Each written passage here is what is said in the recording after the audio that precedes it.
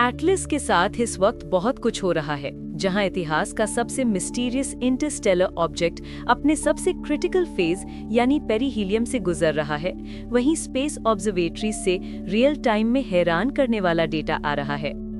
29 अक्टूबर 2025 सुबह 7:47 AM ET पर Atlas अपनी ट्रेजेक्ट्री में हमारे स्टार के सबसे करीबी पॉइंट तक पहुंचा, और अब जो हो रहा है उसने साइंटिस्ट्स को पूरी तरह से परप्लेक्स्ड कर दिया है।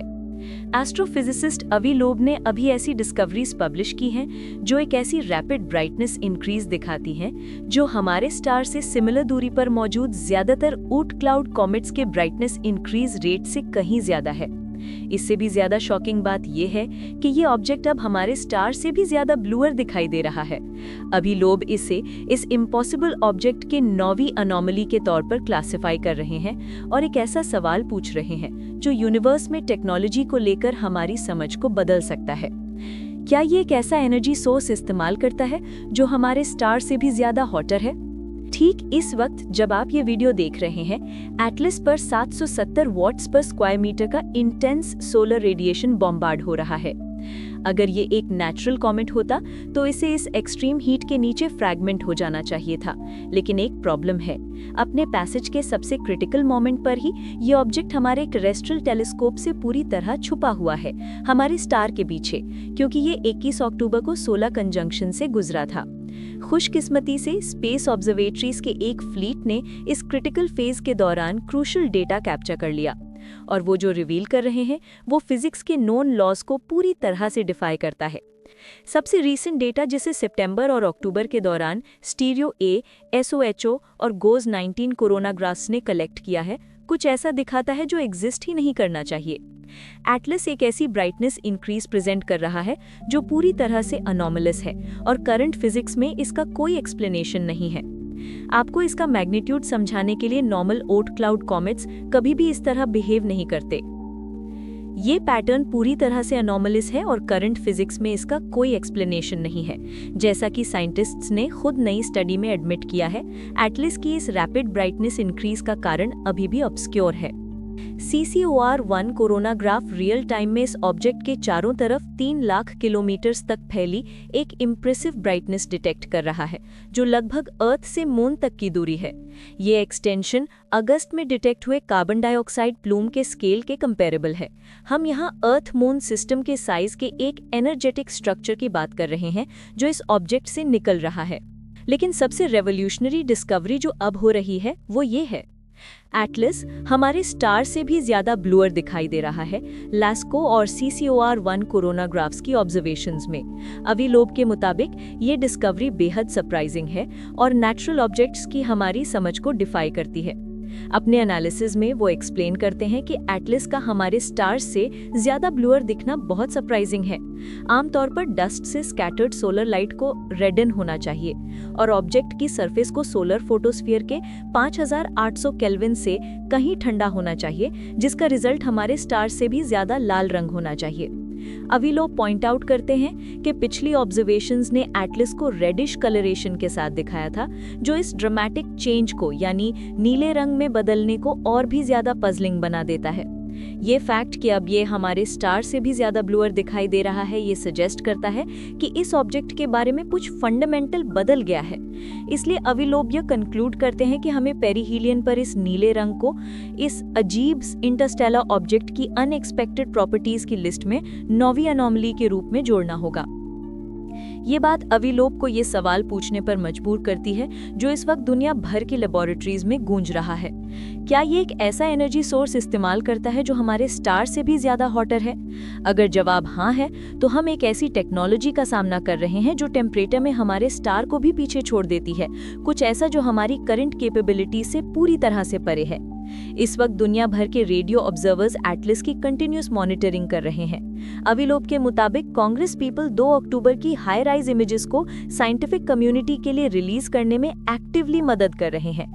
साइंटिस्ट्स अब हो रहे स्पेसिफिक सिग्नल्स की तलाश कर रहे हैं, जैसे कि डेलिब्रेट मनूवर्स, मिनी प्रोब्स का release, radio transmissions, artificial lights या पॉसिबल इंजन से निकलने वाली एक्स्ट्रा हीट।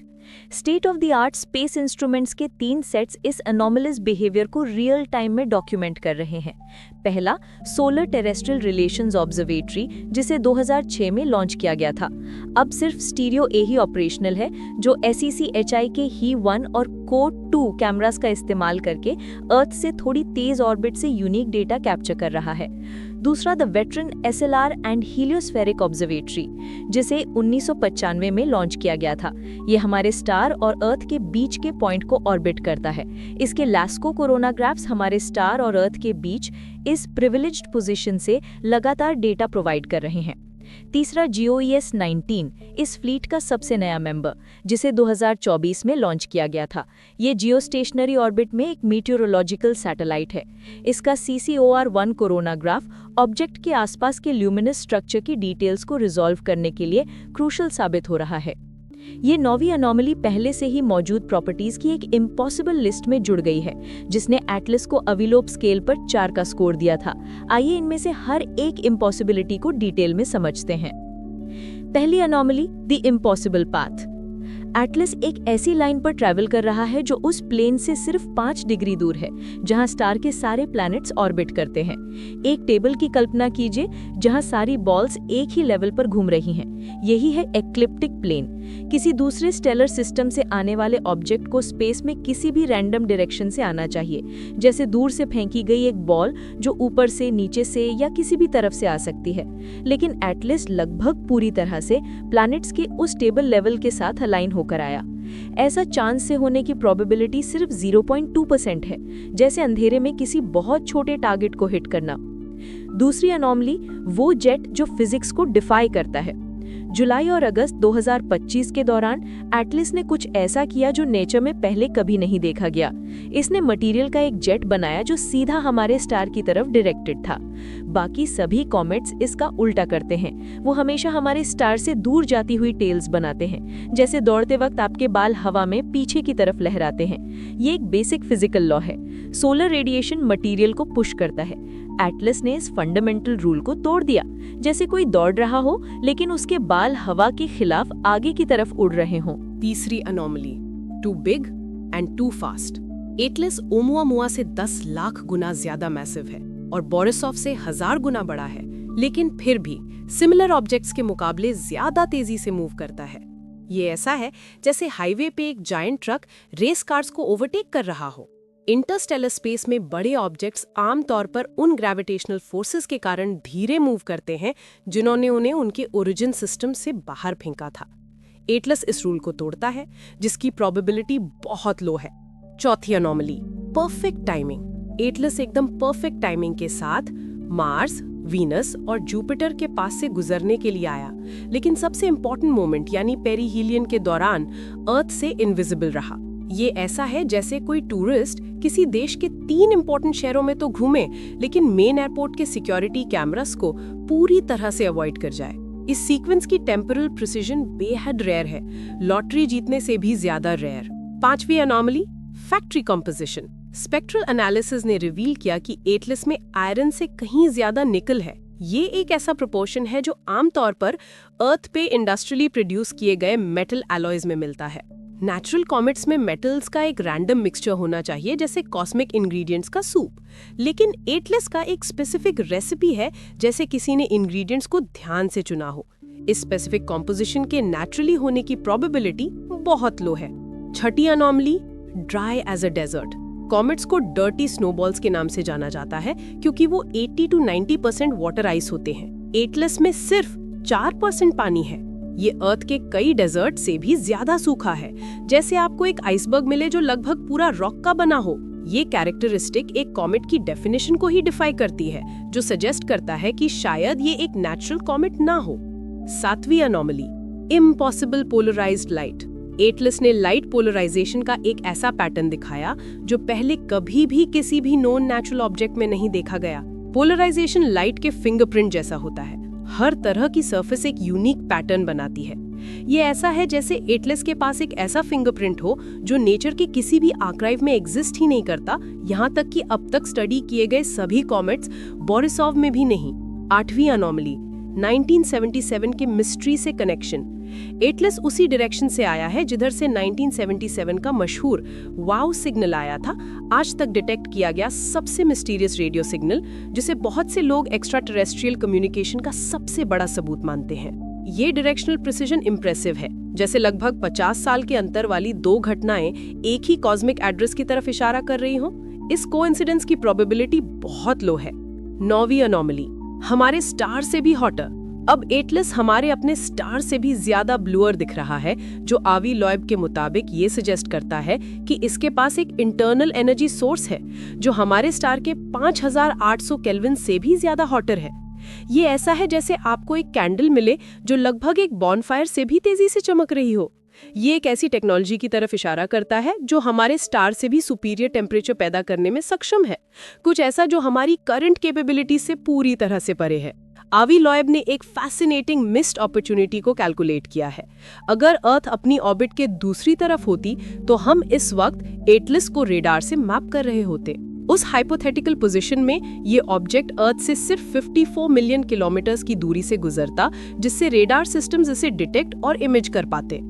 हमारे पास इसके रोटेशन के दौरान इसके साइज के डायरेक्ट मेजरमेंट्स और 3 डायमेंशनल इमेजेस होती। बदकिस्मती से दिसंबर के अप्रोच में भी रेडार डिटेक्शन फीजिबल नहीं होगा। एस्ट्रोनॉमिकल इम्पॉसिबल प्रोबेबिलिटी, इन सभी इंडिविजुअल प्रोबेबिलिटीज को मल्टीप्लाई करें तो इन सभी अनोमलीज के एक साथ नेचुरली होने का चांस 10 क्वाड्रिलियन में से एक से भी कम है। पर्सपेक्टिव के लिए इसके चांस से होने की तुलना में आपका लगातार 15 बार लॉटरी जीतना ज्यादा लाइकली है। इस वक्त एटलस हमारे स्टार के पीछे से निकल रहा है और शाम के वक्त ट्वाइलाइट में टेरेस्ट्रियल टेलीस्कोप्स के फील्ड ऑफ व्यू में वापस आना शुरू करेगा। 19 दिसंबर 2025 को ये अर्थ के सबसे करीब से गुजरेगा। उस पल हबल और वेब टेलीस्कोप्स सीधा इस पर पॉइंटेड होंगे, साथ ही दुनिया भर की टेरेस्ट्रियल ऑब्जर्वेटरीज भी। करंट डेटा सजेस्ट करता है कि ये पेरिहीलियन से पहले से भी ज्यादा ब्राइट होकर निकलेगा। एक ऐसी प्रिडिक्शन जो अगर कंफर्म हो गई तो इसमें और भी ज्यादा मिस्ट्री जुड़ जाएगी। जैसा कि आवी लॉयब एम्फसाइज करते हैं, हमें इस अनोमलस ऑब्जेक्ट के नेचर को खोजने के लिए ज्यादा से ज्यादा डेटा कलेक्ट करना चाहिए। एलियन टेक्नोलॉजी का इम्प्लीकेशन इनॉर्मस होगा और इसलिए हमें इस पॉसिबिलिटी को सीरियसली लेना चाहिए। अगर एटलस के पास ऐसी टेक्नोलॉजी है जो हमारे स्टार से भी ज्यादा हॉटर एनर्जी पैदा कर सकती है, तो इसके क्रिएटर्स ऐसी कैपेबिलिटीज के मालिक हैं जो हमारी अब तक डेवलप की गई किसी भी चीज से बहुत आगे है। हम पोटेंशियली एस्ट्रोनॉमी के इतिहास के और शायद पूरी ह्यूमैनिटी के सबसे इंपॉर्टेंट मोमेंट को जी रहे हैं, जब 9 स्टैटिस्टिकली इम्पॉसिबल अनोमलीज एक साथ हो रही हैं, जिसमें अब ये एनर्जी सोर्स भी शामिल है जो अपैरेंटली हमारे स्टार से सुपीरियर है। एटलस शायद उस सबसे बड़े सवाल का जवाब देने वाला है जो हमारी स्पीशीज ने कभी भी पूछा है कि क्या हम इस यूनिवर्स में अकेले हैं? ये सिर्फ हमारे सिस्टम से गुजरता हुआ कोई और स्पेस ऑब्जेक्ट नहीं है। अगर एविडेंस कंफर्म हो जाते हैं तो हम एक्स्ट्रा टेरेस्ट्रियल टेक्नोलॉजी के पहले डेफिनेट प्रूफ का सामना कर रहे होंगे। एक ऐसा मोमेंट जो लाइफ, इंटेलिजेंस और कॉस्मोस में हमारी जगह की समझ को फंडामेंटली बदल देगा। अगले 50 दिन, जिसका कल्मिनेशन दिसंबर की क्रिटिकल ऑब्जर्वेशंस के साथ होगा, एक यूनिक हिस्टोरिकल विंडो को रिप्रेजेंट करते हैं। इससे पहले हमें कभी भी अपने सबसे एडवांस इंस्ट्रूमेंट्स का इस्तेमाल करते हुए इतनी सारी टेक्नोलॉजिकल अनोमलीज वाले ऑब्जेक्ट को स्टडी करने का मौका नहीं मिला था। जेम्स वेब टेलीस्कोप, हबल और दर्जनों टेरेस्ट्रियल ऑब्जर्वेटरीज इस इंटरस्टेलर विजिटर पर फोकस्ड होंगी। अगर एटलस कोई मनूवर्स करता है, सिग्नल्स एमिट करता है या कोई भी साफ तौर पर आर्टिफिशियल बिहेवियर दिखाता है, तो हम ह्यूमन हिस्ट्री के सबसे सिग्निफिकेंट मोमेंट के गवाह बनेंगे। दूसरी तरफ अगर हम इन सभी अनोमलीज को अभी तक अननोन नेचुरल प्रोसेसेस के जरिए एक्सप्लेन कर पाते हैं, तो ये भी फिजिक्स और इंटरस्टेलर ऑब्जेक्ट फॉर्मेशन की हमारी समझ को रेवोल्यूशनाइज कर देगा। जो चीज इस मोमेंट को और भी ज्यादा एक्स्ट्राऑर्डिनरी बनाती है वो ये है कि हम इसे रियल टाइम में एक्सपीरियंस कर रहे हैं। हम एंशिएंट एविडेंस या दूर दराज के सिग्नल्स को स्टडी नहीं कर रहे हैं। हम एक पोटेंशियली टेक्नोलॉजिकल ऑब्जेक्ट को हमारी आंखों और इंस्ट्रूमेंट्स के ठीक सामने हमारे अपने सोलर सिस्टम को क्रॉस करते हुए ऑब्जर्व कर रहे हैं। ग्लोबल साइंटिफिक कम्युनिटी पहले नहीं जैसी मोबिलाइज हुई है। रेडियो टेलीस्कोप्स पॉसिबल ट्रांसमिशंस को सुन रहे हैं, ऑप्टिकल टेलीस्कोप्स हर ब्राइटनेस चेंज को डॉक्यूमेंट कर रहे हैं, और यहाँ तक कि गवर्नमेंट एजेंसीज भी इन्वेस्टिगेशन में हेल्प करने के लिए क्लासिफाइड डेटा तक एक्सेस आसान बना रही हैं। फाइनल आउटकम चाहे जो भी हो, दिसंबर 2025 को उस महीने के तौर पर याद किया जाएगा जब ह्यूमैनिटी को अपने सबसे कॉस्मिक सॉलिट्यूड के फंडामेंटल सवाल का जवाब देने का सबसे अच्छा मौका मिला था। अपडेटेड रहिए, क्योंकि हिस्ट्री सिर्फ लिखा नहीं जा रहा है, ये लाइव ब्रॉडकास्ट हो रहा है और आप देख रहे हैं उस स्टोरी के पहले चैप्टर्स जो ह्यूमन हिस्ट्री की सबसे बड़ी डिस्कवरी हो सकती है। युग वचन को सब्सक्राइब करें और वीडियो को लाइक करके अपना कमेंट जरूर छोड़ें।